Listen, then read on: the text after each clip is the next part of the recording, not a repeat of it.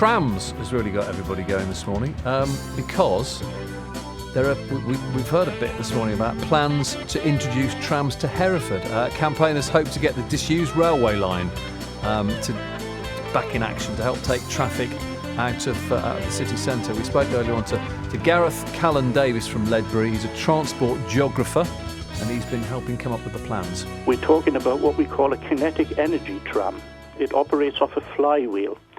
A little donkey engine will start the flywheel. Once the flywheel is started, that generates the energy. Therefore, you don't need any overhead electricity. The track is comparatively lightweight. It's what we call carpet track. It's almost like a model railway. You can put this track down and take it up as you want to. It's basically a very lightweight system. And these trams run quite happily on this lightweight system, especially in a Hereford situation, where you consider that the length of line of the Great Western Railway is virtually level all the way. So, trams, we started talking about this a little bit earlier on. The reason being, we were chatting to a bloke called Gareth Callan-Davis from Ledbury. He's campaigning to bring trams to the streets of Hereford. Quite a sort of low-cost version of trams. This is what he was saying earlier on, but we'll let you hear a bit of what he said earlier on, later on in the show. But he was basically saying it uses lightweight track, it's a fairly cheap system, and it would be a way of solving transport problems. Quite a few cities have done this on various scales. There's the bit mentioned that was gone into Birmingham. There's plans to widen that out. Whether it'll ever happen, I don't know, because they've been banging on about that for about 20-odd years. Sheffield have got a fairly decent tramway, haven't they? Manchester, they've done the same thing as well. Nottingham, I think they've got a bit, haven't they? Mentioned Sheffield, haven't they? Croydon, heard from someone who's used that as well earlier on. So, what do you reckon? Is it time to go back to this? I was in Berlin not that long ago. They've got an amazing tram network there. So it's quite a European thing, isn't it, having trams out and about? And 100 years ago, they were a regular feature on the streets of Worcester. So what do you think? Is it the answer? 0345 300 8181. Let's talk to John Harrington from Hereford Transport Forum. Morning to you. Good morning, Elliot. How are you? I'm very well, thank you very much. Is this really the answer? Because they're not cheap, are they, tram systems? Well, it depends. It depends what you're going for exactly.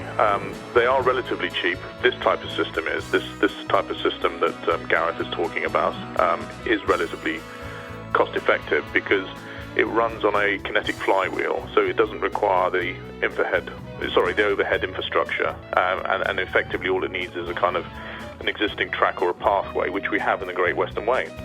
So yes, I think it is a solution. It's part of the solution. That's the point. It's one of a very good number of options that we should be applying to sort of traffic out in Hereford, instead of simply trying to build, a bypass, which is probably 10 years away before we get another bridge.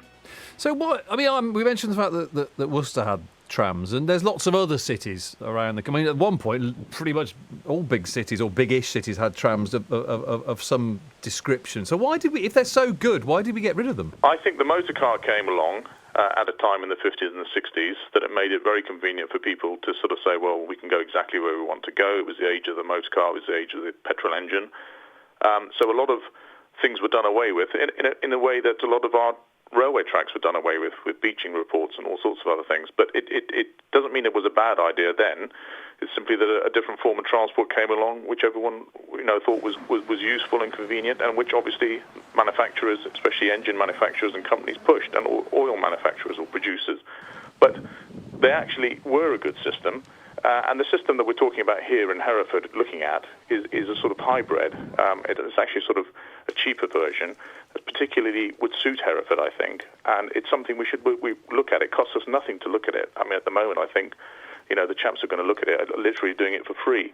Well, we've spent hundreds of thousands on consultants to tell us where to put a bypass, so I'm sure we can spend a fraction of that letting someone have a look at something like this. The only thing is, though, John, you have to dig up the roads, don't you, to put track in? So isn't that going to cause eventually you get the payoff because you get the tram system, but in the meantime, which could take years, you cause absolute chaos, don't you, putting the tracks back in? Well, know who's using those roads. We're not talking about going on the main road in Hereford. We're talking about going on the Great Western Way. Right. So that actually, there's an old track that exists that goes all the way from Rotherwas, all the way round towards Hinton, Hunderton, over the bridge and into sort of west-facing area of Hereford, Whitecross, then all the way up towards Homer, and then actually curls all the way round to the railway station. So it'd be absolutely ideal.